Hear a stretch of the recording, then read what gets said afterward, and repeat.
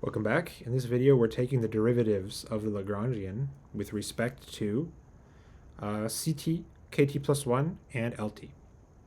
So let's start with CT.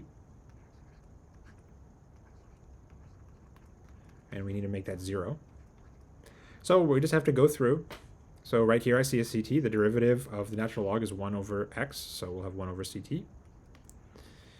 I see a CT here, and it's minus lambda t. So we have minus lambda t. And then do we see any other CT? Here's a CT plus 1, but I don't care. Here's a CT plus 1, so we're done. And this is easy to see that if you just bring over the lambda, we get lambda t is equal to 1 over CT. Now, our sidebar, recall that the solution for the CRRA case was that lambda t is equal to CT to the minus sigma c. And indeed, if we set minus sigma c equals 1, we get this. So I promised you that the natural log was equal to the CRRA when sigma c is equal to 1. And here's some more evidence. Okay, that's just a small sidebar. Next, let's find partial lambda, partial LT, because this is going to be the same. We have an LT here, so we're going to have minus theta. The LT, the 1 plus sigma L comes down, and then we subtract 1, so we'll just get LT to the sigma L. And then we have an LT inside here times lambda, so we have minus, so we're going to have plus lambda t, WT. And then we have no more L's anywhere, LT's. We have an LT plus 1, but we don't care about LT plus 1. We only care about LT. So this equals 0. And indeed, we can move it around. And we can get that lambda t is equal to what? Equal to sigma, theta LT to the sigma L divided by WT. Again, exactly the same. We just have this additional scalar multiplier here. And if you remembered that the derivative of this was just LT to the sigma L divided by WT, then you could have just skipped right to here and added in this multiplier. No problem. Okay, the last one we need to do is KT plus 1. KT plus 1. I'll try to squeeze it in on the very, very bottom here so I can keep looking at my equation. Partial L over partial KT plus 1. Set it equal to 0. Okay, where do we see KT plus 1s? Let's go up and have a peek. So I see a KT plus 1 here. So we're going to have minus QT. Okay, let me mark that down. So we have minus QT.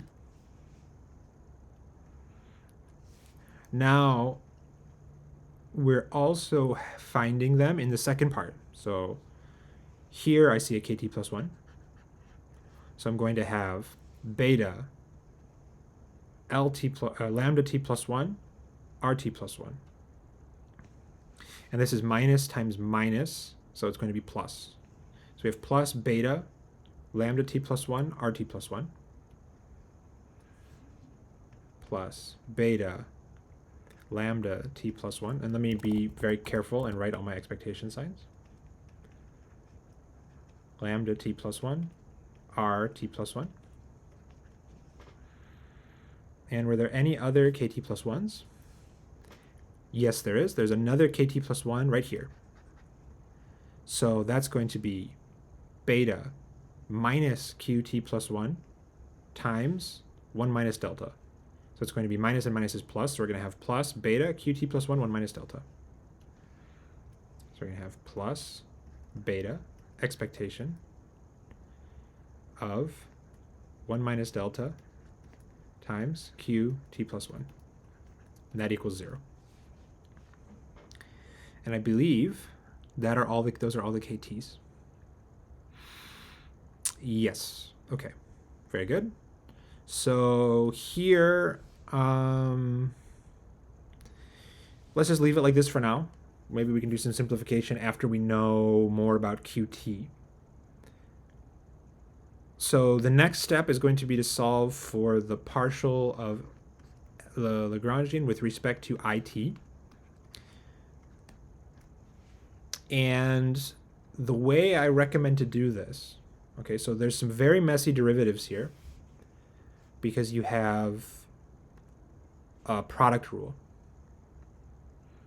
right? When you look at this bit here, you have an IT in this part and you have an IT in this part. So if you just charge into this, you're going to have to take the derivative of this times IT and then carry this along. And also remember that this guy is going to factor into this -1, this 1 over here, so it's quite messy. I really recommend that you pre-compute the derivative of just this. Pre-compute the derivative of this and the derivative of this with respect to IT. Right, so my advice is to compute the derivative of phi t with respect to IT, and compute the derivative of phi t plus 1 with respect to IT. And then you can just drop in your answers here and here when you take your derivatives. Right? You could even rewrite this. You could even rewrite this with just phi's. So this would just be minus kt minus phi t it. And then down here you have minus phi t plus 1 it plus 1. And with product rule, here you'll just get the derivative of phi t with respect to it plus phi t, and then it derivative of it is just 1, right? So that's what you get on the first part. And then down here, you just get the derivative of phi t plus 1 over it plus 1, right? And then you can plug in this value here and plug in this value here. That's going to be easier, in my opinion, than trying to write down absolutely everything and trying to solve it all in one go. But do it as you like. We'll do it together in the next video. So I'll see you there.